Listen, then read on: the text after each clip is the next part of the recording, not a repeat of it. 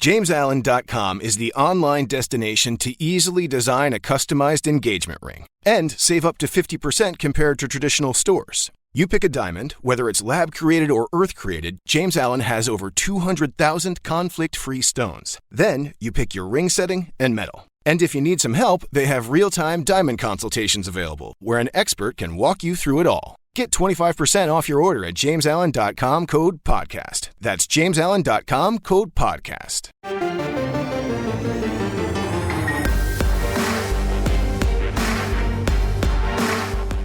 You've discovered your link to GoPowerCat.com's PowerCat podcast. Now, here's your host, GoPowerCat.com publisher, Tim Fitzgerald.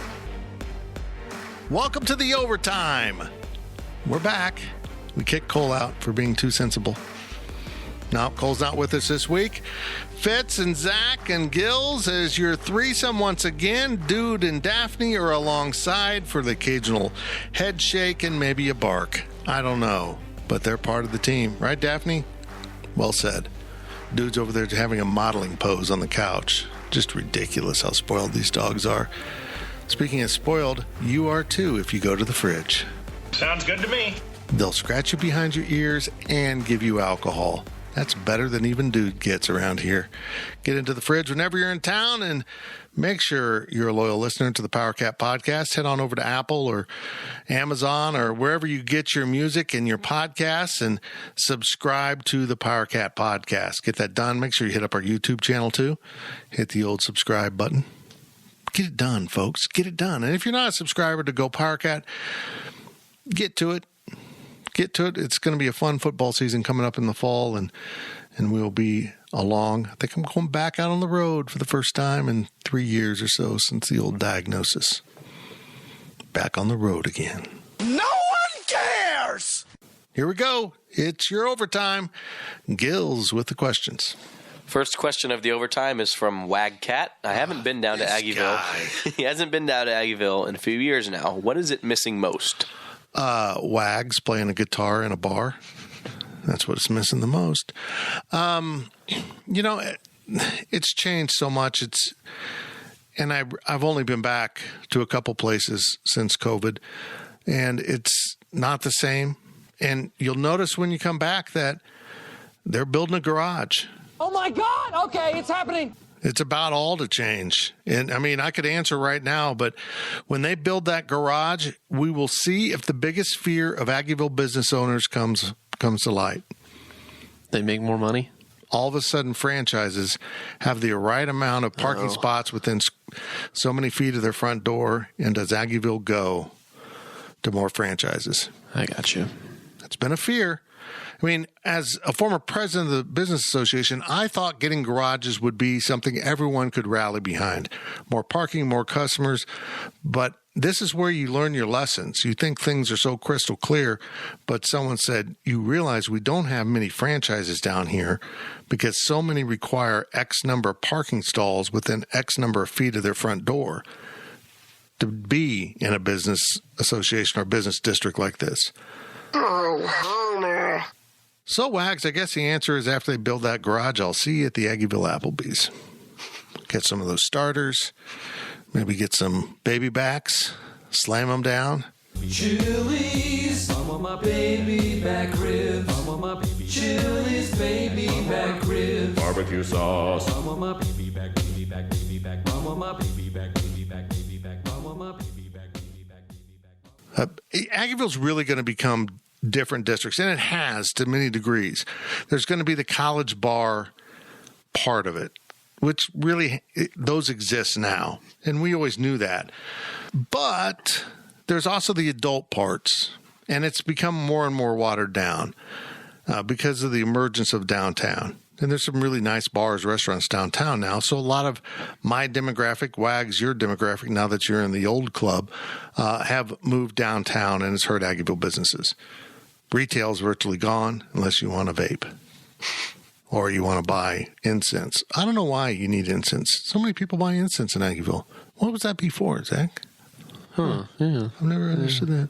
Yeah, a futon store next door. But yeah, most of the clothing, all that's gone. So, there's the fun businesses, like Thread and Acne Gift, which I just love.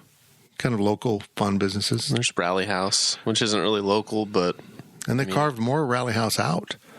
I noticed now next to what was Pie, the corner where... Oh, Pie 5? I realized when we went to Aggieville for the national championship game, I drove by Pie 5, and I didn't realize they still had the sign up and everything. Crazy? Like, it was lit up, and I'm like...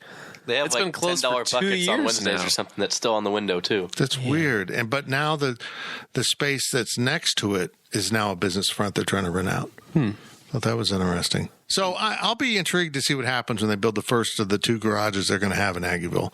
I don't know if they'll ever get the second one done, which is at the end of Morrow, that small lot, across from what was Wahoo. So we'll see, but that'll change it a lot. And they've redone 12th Street in the short block or two between Morrow and Bluemont. Almost all that parking is gone. Some still exists closer to Bluemont because they had to have the turn area in for the new garage, I think is going in there, right? You'll turn off at 12th. Surely you won't turn off at Bluemont into the garage. No, I don't think there's any entrance off of Yeah, that would make sense. And now the parking, like out between Tanner, So Long, Lucha, that's all gone. There's no parking in there anymore. And they've styled it what they want to do with the entire district, with basically one wide traffic lane for emergency vehicles, and it'll be a walking district eventually. And they've put in I mentioned this last week, I think, or 2 weeks ago. Bless you, Gills. Thank you. They've put in the pylons that come up out of the ground. The metal ones. the bulliard. Yeah. That's what the term is. That is? Yeah, Nice. it's a bulliard. I couldn't think of it last week. It's a bulliard. There you go. There's a good mascot name. Yeah. It won't offend anyone. The The Bulliards. I don't think it should. The Boston Bulliards. We just stop you dead in your tracks. Sure. And then you just dread the mascot's just a guy in a silver tube. You're so dumb. You are really dumb. For real. Girl. Could be girl. Right. Do Bulliards have sexes? I don't think so. Well, no, because they all stick in the same way. What'd you say? They're all one. They're all one thing. Did I take that too logical for you, Fitz? Was that too logical? I think it was more the way you addressed it. How matter of factly and unbiasedly I stated it. Okay. Yeah. Next question. Wait, no, we haven't. You answered your part of the question. You didn't give us a chance to answer. We're talking about bulliards. Jeez. Toxic bosses enjoy making themselves seem bigger and making the team feel smaller. No, I think I'm sad about Celtic Star being gone. That sucks. I miss quirky bars. Not miss, but there needs to be more quirky bars, I think. Like Rockabilly, So Long, Lucha, more of those types. And Celtic Star was one of those. But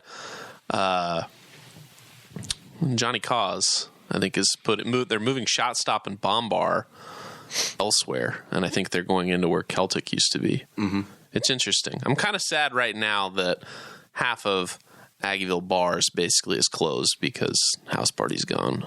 Not that I really want to go in there, but it feels weird when you walk by Johnny Cause and it's just construction on the inside, and it's like, what happened?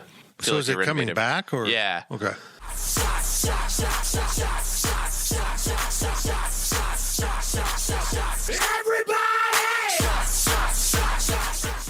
They're renovating. Is it still going to be House Party? Do you know? I think so, yeah. Okay. What were you looking at me like I party? What do you? We're looking at you because you're a resident expert at this point. We're going out in Aggieville. I haven't been out in Aggieville properly for like a year and a half now. There we go. Watch basketball. We go to Tanner's, which is a great place. I go to Coco Bolo's and drink a margarita on the patio. You're nutty. Yeah, get after it. You're old. I don't know. I still haven't been to 785. I just feel like all these bars are not the same. You won't be able to hear yourself think after going in there. Got a lot of loud music. Oh my God, it is so loud. So loud.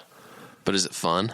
Yeah, it's cool. It's a good crowd. Do they still do the picture thing that 1863 did on your ID? Do they take it and scan it underneath the camera? No. Oh, you don't know what I'm talking about? No, I don't even know what you're talking about, no. Yeah, at 1863, they'd have this up by the bar, the bouncer, they'd take your ID and they'd shove it under the camera and give it back to you.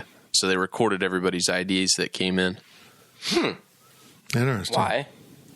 Liability stuff, I guess. I don't really know. Wow.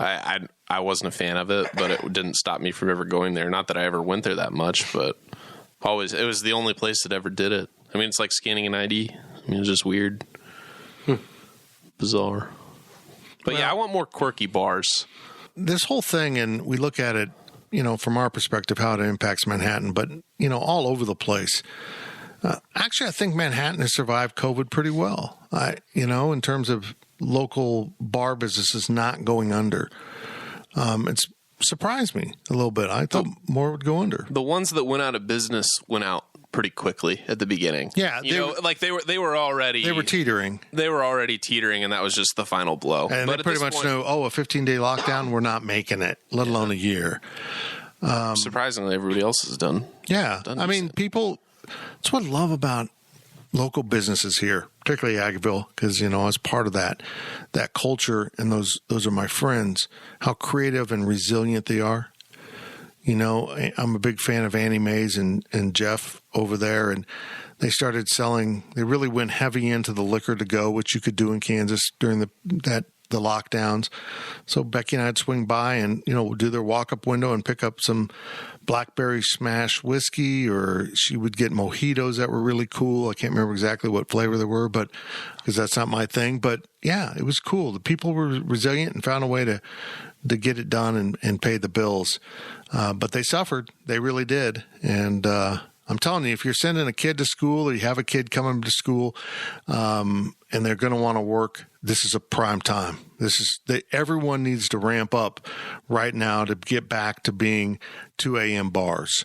Because you look at it so long in Lucha that have been only restaurants since the reopening, and they close their doors at 10, just like they do on Sundays. But now they do it all 6 days they're open. So they don't even have staff. They don't have staff that have worked closing shifts. That's how transient being in a college town is. You don't have that many bartenders. They've got some guys that work closing shifts, but they're all the older guys that are managers now, and they don't want to work those. So they got to train every waitress and bartender that has to do that. This is a prime time. You got a kid coming up and wants to make good money. I was talking to one of the managers over there, and I was adding up what their wait staff made on one Saturday. If you divide it by, they share tips there. And I was going, I think they all made like more than $200 if it all evens out in tips alone on a Saturday without a bar crowd. So those places have gotten really resilient, and it's been amazing. But I love Aggieville. I think people make fun of Aggieville, and people in this town don't appreciate Aggieville for what it is. But I'll say this. I hope there's some new bars, new places that open up that have that kind of local, cool feel. Because those are my places, too. I love Rockabilly. I don't go in often enough because it's kind of isolated over there now on the end where I really don't go. But, of course, So Long and Lucha and Tanner's, which isn't local, but it is. I mean, every Tanner's is owned by a different group, basically. The main guys own it, but there's local ownership in it and it has a local feel to it. So, Annie Mays, I mentioned, I love Dirty Dogs. I'm a country music guy. I'm friends with the owner. I don't go there very often because I fall down. Well, now you got to go through a construction zone. Wear a hard hat to get there. Yeah, I don't know how Dirty Dogs and the Hat are going to do because their road is closed. You literally have to walk around and then walk down a narrow sidewalk to get into their front doors. Nothing against the Hat, but are they even open when they don't have concerts? I don't think so, but how can they even have concerts when you can't get the buses up there for the guys to unload or gals to unload their equipment? I don't know how it's going to work. But that garage will change a lot of things. Maybe I'll have a bar down there someday. I've always said I won't go into Aggieville, but maybe it'll change Aggieville enough where we'll have the bar. I doubt it. Now, don't say that. From I Like Pickles Cat, who would K-State's... Pickles! Oh, I thought that was a dog for a second. Nope. Who would K-State's presenting sponsor be, like Michigan State presented by Rocket Mortgage? God, I hate that, by the way. Wouldn't it be BriggsAuto.com? It'd be BriggsAuto.com. Man, we're going to be listening to a whole bunch of people that aren't paying us. Pickles, I don't know why I put this in here. We're giving away free advertising right now. I would think maybe Verizon would be a possibility. Why is that? I don't think I could ever see a national, like a publicly traded company. Good point. sponsoring K-State just because from the visibility standpoint, I don't think it would matter. It would be a big player, but a local player. You know, it'd be Briggs, Carlos O'Kelly's. That would be fun, but no. Old Chicago, maybe. Yeah, I mean, there's some, businesses that are run or owned by K-Staters that maybe would step up. Oh, I know the right answer. It's the Carl and Mary Ice family Kansas State Wildcats. Or the BNSF Kansas State Wildcats. That's where the train comes from, actually, in the train video. Fun fact. Might be a disputed statement there. I think that probably is. Maybe Advisors Excel out of Topeka. It's turned into a national thing that's owned by K-Staters. They're kind of redoing a lot of things in Topeka, kind of dressing it up downtown with restaurants and doing those things. Civics Plus. It's a national thing. Ward's done an incredible job with that being, national. And of course, for God's sake, Zach, I can't think of anything. The giant building by the soccer stadium, Cerner. And Cerner's got a lot of K-Staters. I thought you were talking about the K-State soccer stadium. It's a church. It's a Methodist church, Fitz. Kansas State Sports brought to you by some random Methodist church. Why don't they rename Bramlage to the Sprint Center and give us a new Sprint Center? Because there's no Sprint anymore. Sprint doesn't exist, Gills. It's all gone. It's pink Kansas now. City boy. It's all gone. I'd like Bramlage more if it was the Coors Light Coliseum. The Coors Event Center? Yeah. I mean, because that's what the Bramlage family was. They were the Coors distributor out of Junction City. Oh, really? I didn't know that. Huh. I'm a college man. I am so smart. I am so smart. I am so smart. I am so smart. From I Like Pickles Cat again, steal a tradition from another school. Oh, it's Neck. It's what? Neck from LSU. You don't know. Oh, my gosh. Let me drop it in right here.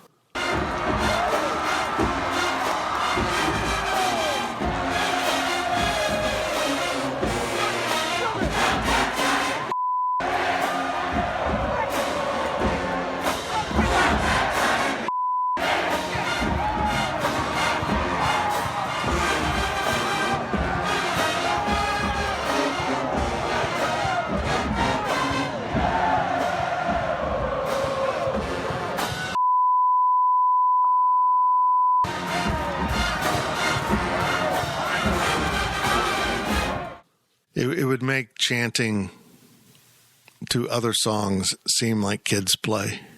Yes. But it's incredible. It really is. Inappropriate, but fun. Just really, I think K-State needs to go all in on inappropriate. I think not. Screw the family atmosphere. Oh, not cool. Look, if we can play Sandstorm, we can play Neck. Exactly. Because half the crowd is drunk because now we have not just beer for sale. We've got like barbershop chairs up on the concourse for tequila shots poured directly into your mouth. Kansas State Sports will hammer you on the field and in the stands.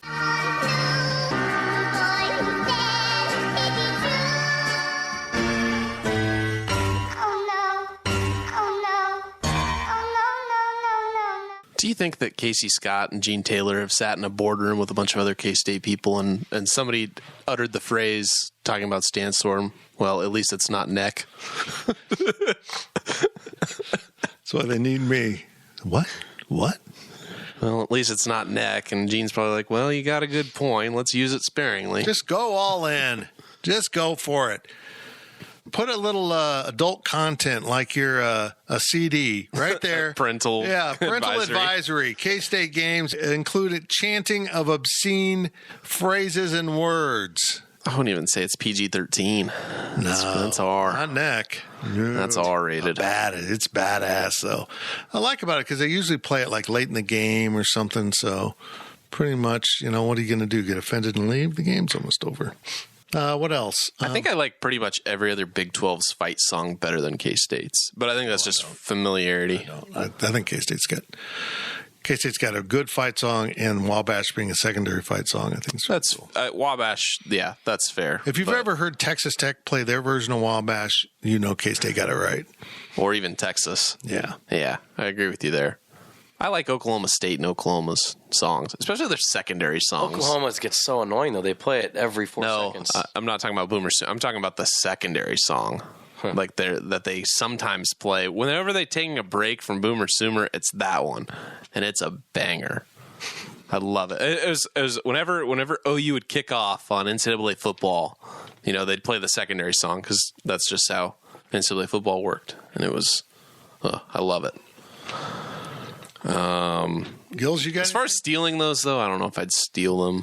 Can't steal anything. I don't have anything really. Smoke.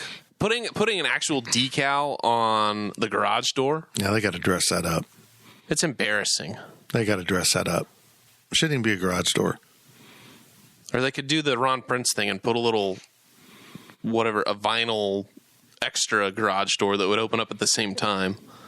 And then the smoke would come out. Better smoke. Didn't know there was degrees of smoke. Yeah. There's degrees of burn. Degrees we need of smoke. 3rd degree smoke. Like it.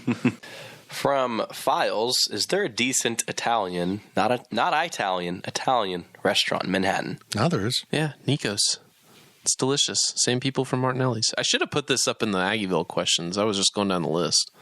Yeah. Place here, but yeah, where Wahoo used to be, there on the corner of Morrow and, was it 11th Street? Yeah. There's now Nico's.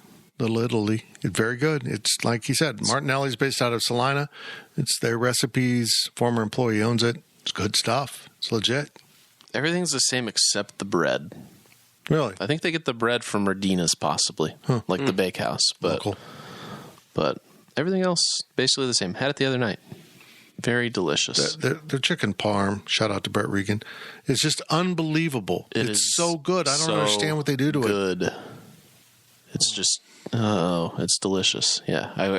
There's no words other than me saying it's delicious, and you should try it that I can describe it. It's just that good. I need it. I need it for dinner tonight. Maybe that's what we'll do. When the moon hits your eye like a big pizza pie, that's amore.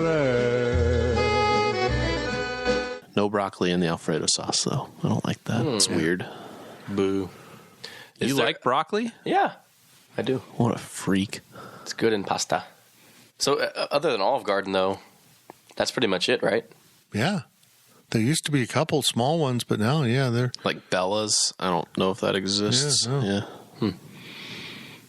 And is Olive Garden really an I-talian restaurant? That's an I-talian place. I do miss... We went there once when we were still down at the office downtown, and Fritch bought a... San Pellegrino. That was when he was on his first San Pellegrino kick. And they brought out this sparkling water in a wine tub. There should have been a bottle of wine with this bucket of ice that the San Pellegrino they brought out. It's lunchtime on a Monday. It's 12 o'clock on a Monday or something. And it's Riley, Fritch, and I. And he's drinking a San Pellegrino on ice. The bottle is on ice. Did he have his pinky out when he was drinking it? He might have a couple times.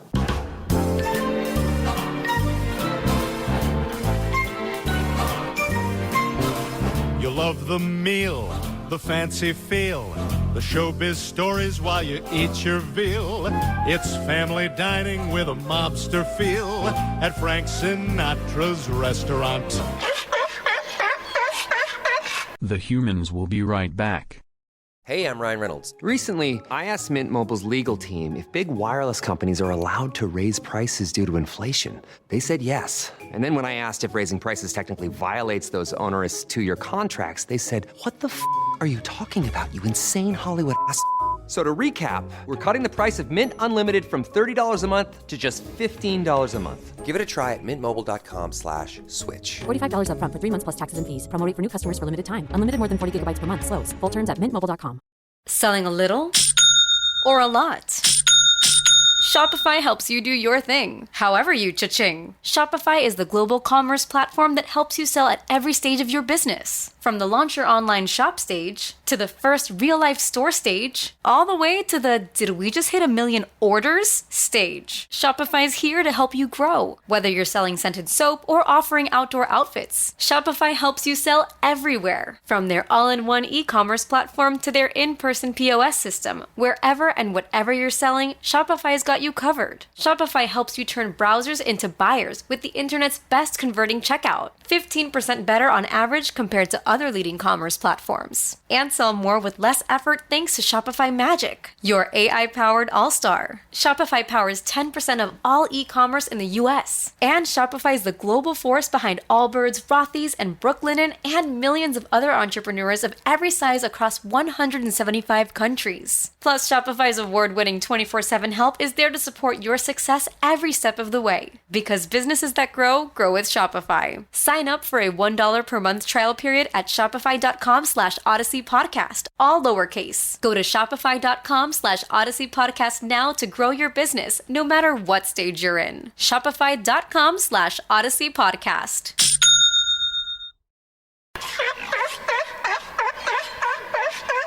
The ads are done.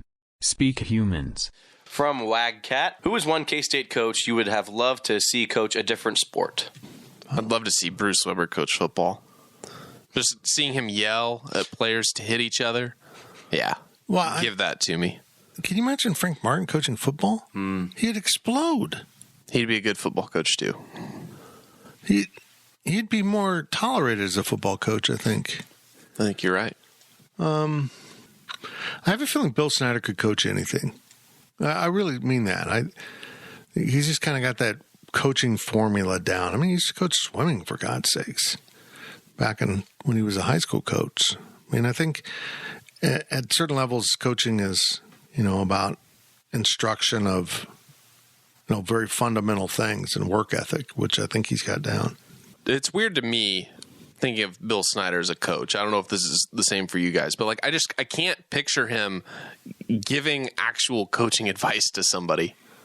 I can't picture him cussing somebody out. I can't picture him saying, "Hey, you need to do this better. You need to, release the ball a little quicker," or, just giving any general football advice. He just seems like his presence is enough on the football field. And just him being there is what made K-State good. I can't, it's just impossible for me to hear him, say F or S or whatever. I can't fathom him giving any sort of motivational speech or anything, I guess. It just doesn't make sense to me. People don't realize Coach curses. He's, they've done a good job of protecting his image with that. But down in Texas Tech, when a long time ago, Shane Howard, my video guy, caught him cursing at the officials, it was so funny to hear him F-bomb. It's like, wow. It's just, I don't know. I would like to see Bruce Weber coach offense. Wow, you guys are really mean. I guess that's the show. Maybe score some more points. I don't know.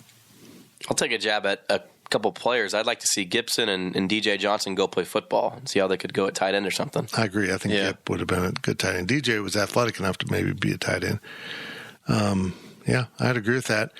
Going back, I look at a guy like Dominique Sutton. He should have been a wide receiver, although he had horrible hands. But athletically, he would fit that really well. Maybe you'd learn how to catch if that was your job. But, he could jump so high and he was just so rangy. He should have been a receiver. He really should have. He might have been an NFL guy. From Wagcat. If Wagcat won the lottery and wanted to give a large amount of money to the K-State athletic department, what sport would you like to see Gene Taylor invested in if he could not spend it on football or men's basketball? We're making a new sport, right?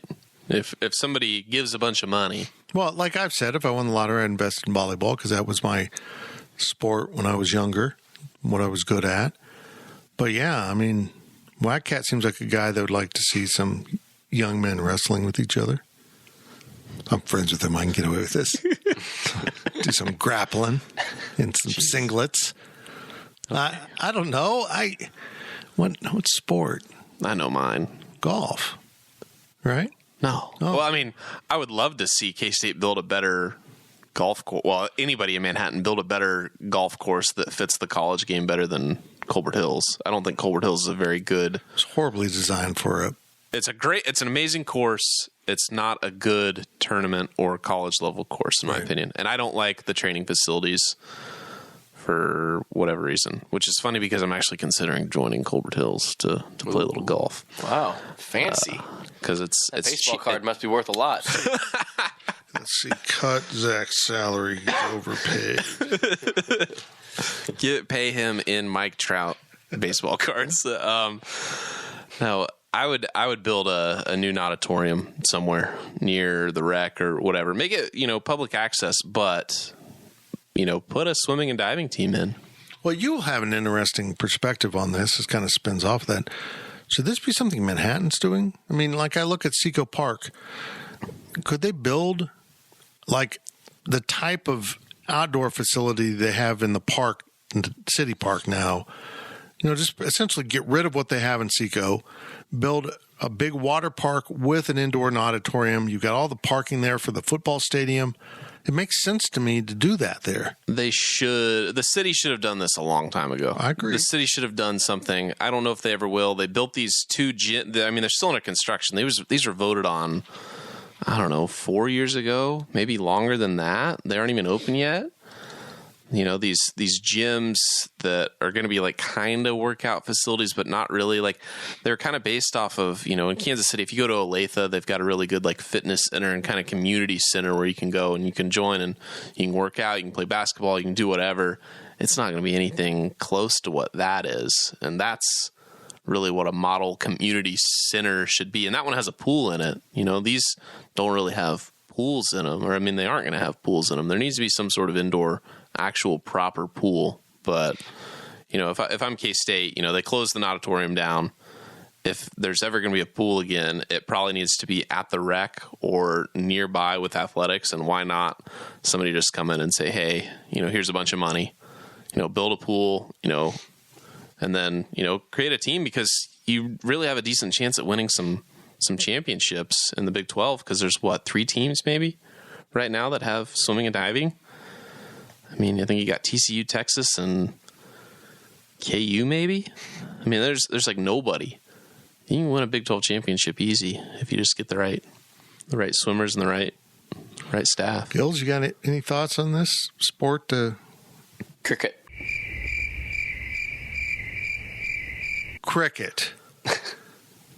Why? I don't know. I love cricket. Do you actually watch cricket? Nope. No. I've watched it like 4 times in my life. I don't have an answer. I really don't. Have you ever watched the guys like play down at Memorial though? Like when they set up? Yeah. I've seen like playgrounds and all the time. It's intriguing. Yeah. Oh yeah. Intriguing just seeing these guys just play a pickup cricket match at Memorial. Not that I ever go and watch these a lot, Fitz, but I have sat there just watching. It's interesting. It is interesting sport. I'm just amazed that there isn't more men's soccer programs. It's not a Big 12 sport. It's crazy to me, because that would be a logical answer. That's the sport of the future. So I've been hearing that for 40 years now, but it seems to be really moving that direction to have a legitimate men's and women's soccer. You'd think that, but it's kind of men's soccer, at least in the United States, is probably best comparable to college baseball. You can go professional really young, or you can go and, try in college, but college isn't really going to be where most of the guys that make it professionally come from. You come from overseas, you come from where else. So I guess I kind of get that, but you would think that from an investment standpoint and just a sports standpoint, if every Big 12 school has women's soccer, it's not that much more to get a men's soccer team going too. Well, I guess I would add men's volleyball, but there's no one to play around here. Yeah. I'll play. Well, not you. Talking about other schools. Out of schedule. And they're all on the coast and stuff. Yeah. Hockey would be fun. Hockey would be fun, but I don't know how you recruit to this area. Yeah. K-State's too north to be a baseball school and too far south to be a hockey school. Just caught in the middle. You can't just sit here and cry. Oh, I can't just sit here and cry. From Dr. J54, what was the worst class you had in college and why was it so bad? I know this is going to be a long one because Zach has... Was it geography at Oklahoma State? I mean, I took those. Those were not the worst. Those are my favorite classes. Those are my your favorite professor classes. was terrible at. We talked about this like a year ago. I don't know why I remember I think this, I cut but it all out, too, because Zach went on so long. No, the worst. I'll do an Oklahoma State one, though. I had this class second semester, and it was like literature or something, like some sort of literature. I hate reading. I don't really like reading books, fiction, unless it's like something pretty popular. Not really into it, but we had to read this short story. It was called A Real Doll. I'll let you guys look it up and figure it out. But it was about this kid and this Barbie doll, and he took the head off. And I'll let you use your imagination and lack of physics as to what happened to this Barbie doll. I don't know. And I don't know. It was the weirdest thing I've ever had to talk about in a classroom. Like, it was the most awkward experience of my life. I could not, like, it was I don't know why the professor picked that passage to read. It was so strange. I had a philosophy class, I've talked about this before, taught by a woman from India that none of us could understand. I still have no idea what was going on in that class. It was like, those nightmares you have? You go to a class and you don't know what's going on, and you wake up and you're like, what was that class about? This literally happened in this class. I still have no idea what she was teaching us or how she was teaching it or what she was saying and what these philosophical formulas she was writing out were. I don't know what the hell was going on in that class. And it was in the building that they cleared out for when they built Hale, the building they removed.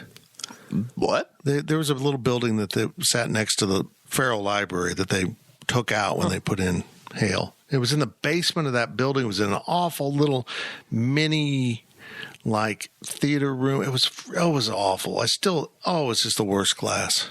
I remember the rant that I would have gone on. It was services marketing. It was services marketing, and it was literally it should have been called pharmaceutical conspiracies. That's right. That was it. Had nothing to do with marketing, but yeah, Gills? It was terrible. I think he got relieved of his duties after that semester.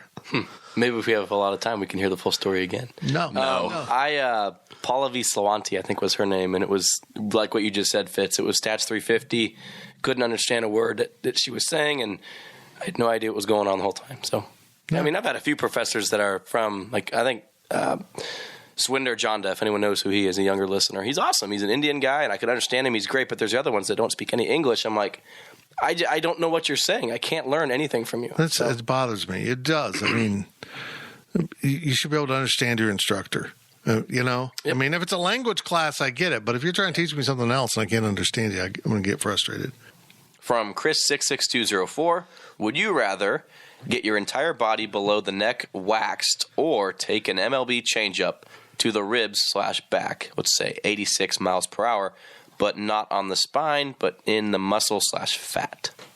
I'm going for the wax. Getting waxed is not that bad. No, Kelly Clarkson! Yeah, I'll just be blunt here. I've been through such weird medical stuff that has been painful, uncomfortable. I mean, I've had my eye sockets carved out. I think I'd take the waxing. And God, I'd be sexy, too. I don't recall accidentally ingesting poison, and yet here you are trying to make me vomit. I'd be fantastic with no hair. I'd probably wax everything except my eyebrows. Oh, I feel like I'm going to vomit. Well, she said she. I don't know why I said she. He, Chris. No. Chris. He said below the neck. I know, but you don't even have to I'd worry. wax my head. I wouldn't wax my goatee because then you can see how fat I am because it really covers it up. Zach, how do you feel about the waxing versus fastball to the back? It's a change up, but it's still 86 miles an hour, which might as well be a fastball for us. No, wax. Wax, man. Dude. I've got to do it. I've got to pick the change up. You would. Be against you guys. Interesting part of my my hormone therapy, when they shut off my testosterone, I was pretty much hair-free except a couple spots we won't discuss. But yeah, I lost all my arm hair and leg hair and all my chest hair. was weird. It really isn't that bad to get waxed. I've been waxed before. I've had my back done. It wasn't bad at all.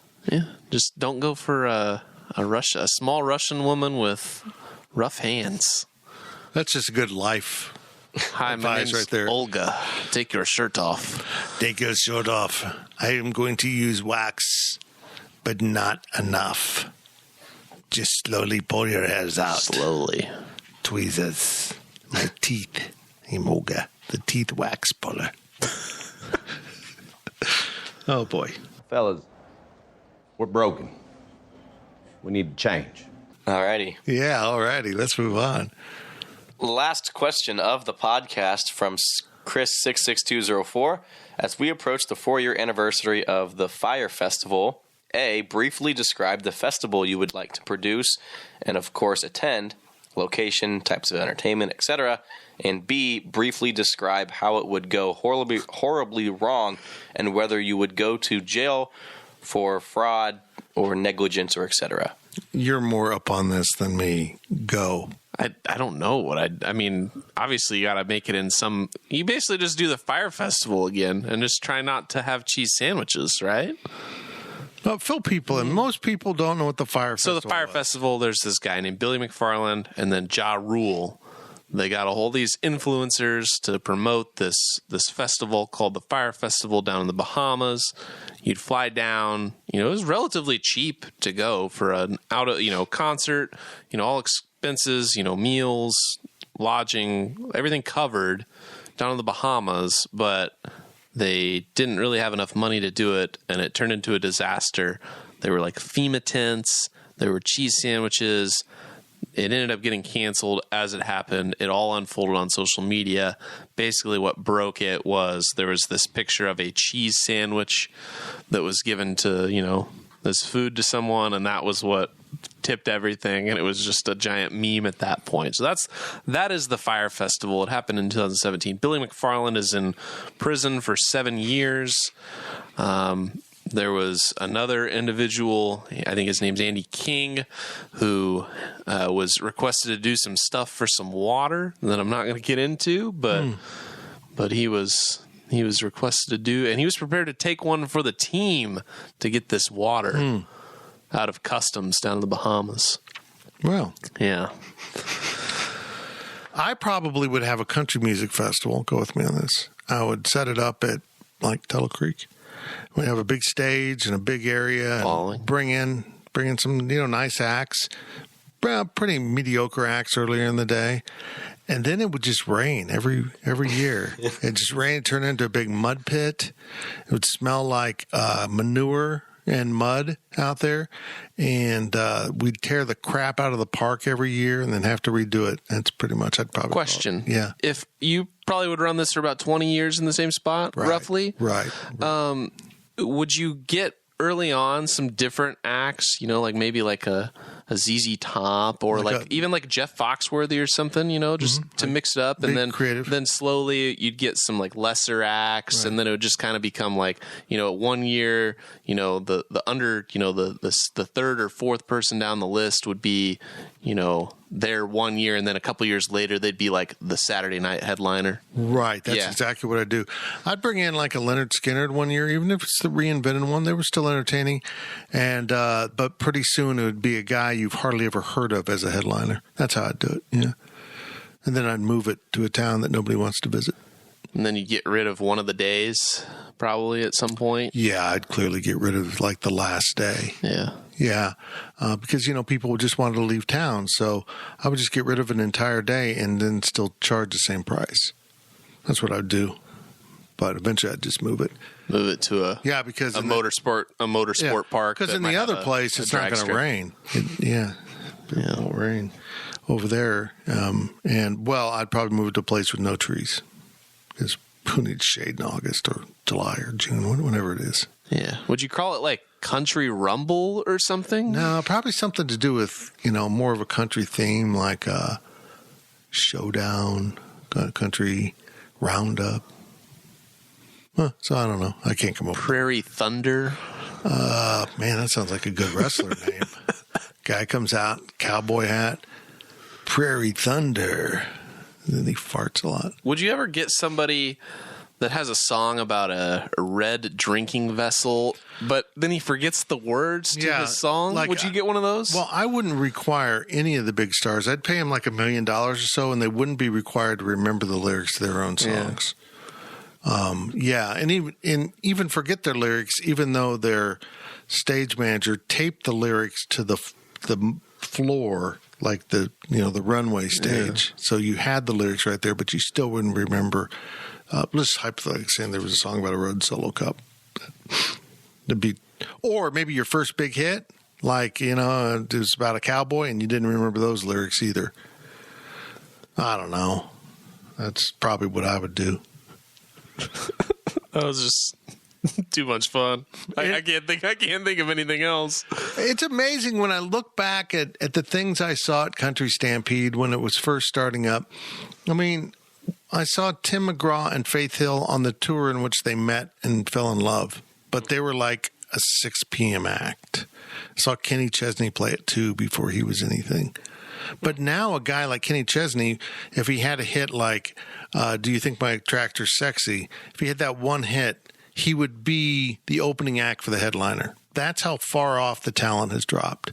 And it's not just because of that one particular festival. It's because country has gone from artists that can make a lot of money off of music sales to it's all about, like every other thing in the music industry, it's all about ticket sales now, and it's just too expensive to book a festival. They're going to kill off the festivals. Just the way it is. But that's my dream. I would like to have a big music venue in the area, in the Flint Hills somewhere. I think it could be a nice draw. Like a Red Rock amphitheater. Yeah, right, in the Flint Hills. It's something really scenic out there with the kind of a natural amphitheater in the hills. I think it would be awesome and would be very useful. I don't have any festival ideas that could go horribly wrong. I don't know how I could match Fire Festival and go to jail for fraud. I think I would maybe have something in Aggieville, like a fake holiday. And, attract people from all over, not just the area, but you would meet people that traveled from California and North Carolina to come to this incredible festival. I don't know what. Would it be between, let's say, Valentine's Day and Easter? Yeah, probably in the right when it's warming up. Yeah. So people can wander around and get aggressively drunk, which they do at festivals, and then have the city turn on it and kill it. That's probably what I would do. And just lose the tax revenue. Yeah, totally. Like everyone who owns a liquor store or a bar or a hotel or anything like that would then just be screwed because it's not the right kind of economic impact. The one where money is made by local businesses. It's tough. Yeah, I literally have no clue what I could possibly come up with. We could have the Cole Carmody Festival. We all just kind of. Is something dinging? I think Becky came home, didn't she? No, it's a Scottish Terrier having a drink of water. We had to move the dog water bowl out into the hallway, but yeah, that's her drink. The Cole Carmody Festival would have to start at midnight, wouldn't it? Yeah, that's right. It would. Everything would happen at midnight. It'd be a very short festival, midnight until about 12:30 when he wants to go home and go to bed. Cole seems like a guy that, like, we should probably beat the traffic. Cole, we're in Aggieville. No, we're not going to beat the traffic. How about here's a good fraud idea for Fake Patty's Day. Just create a website, buy up like Fake Patty's Day, whatever year, buy up some domain name and just put a shop for wristbands for Fake Patty's Day, but they don't have any bar associated with them. They just say like Fake Patty's Day, like admit one, but it doesn't say where or anything. It's just a $10 wristband. Okay, can you explain it slower so I can take some notes? Yeah, you're gonna get a website. Okay, a website. Yep, and then you're gonna create like a Shopify or something, and then you're gonna buy very cheap paper wristbands. You can get them customized or something. They just say Fake Patty's Day on them. What if they said fake Patty's Day? No, just fake patties. We're going full fraud. Full fraud, okay. Yep. And then you sell them for $10 a piece, and then you mail them to people. Sign me up. Holy crap. And then you make... Well, there's going to be $30 shipping and handling in the very small print. Well, you got to have administration fees, printing fees. Right. Make sure you pass on the cost of each individual paper bracelet, because we're going to get these custom. They're going to look legit. They're not going to get you into any bar whatsoever. But they will let you have the bracelet. The bracelet will allow you access to wearing the bracelet. It's kind of like when you're on eBay and you take a picture of your PlayStation 5 and you put it up for bids, and you're saying, you are bidding on a picture of a PlayStation 5, and then it gets up to $500, and then you ship them the picture because that's legally what the listing said. Just because you misled them. You didn't really mislead them if you said it was a picture. So... Very dirty. So if I go on here and get a domain that's like coal stampede, like it's all about coal, but it's a stampede theme for some reason, I don't know why, and then sell wristbands, it'd probably be brown stampede, and that's a good idea. I'm gonna do that. Didn't take any notes. Should have written some of that down.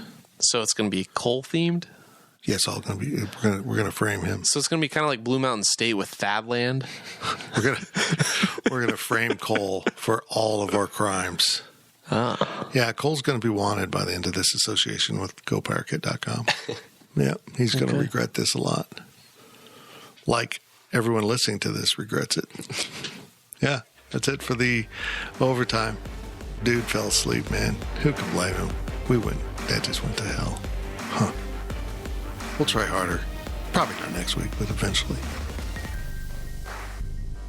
PowerCat Podcast. All rights reserved. GoPowerCat.com and Spirit Street Publishing.